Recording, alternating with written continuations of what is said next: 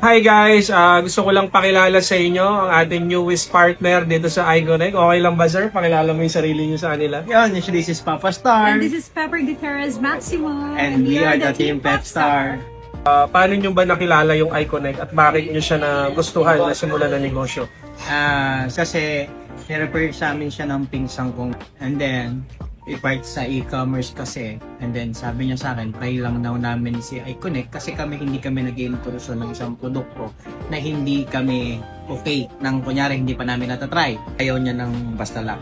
And I was able to try the apple cider and the glutathione. So na-try nyo na yung products I did. talaga? Kasi nga, Okay. before we promote something, ako, very, cautious ako eh. And I want to be truthful when it comes to trying the products na if it really worked. Yes. So, I tried the apple cider and the glutathione nga, and it worked for me. Kasi before, nag-hyperacidity talaga ako when it comes to apple cider.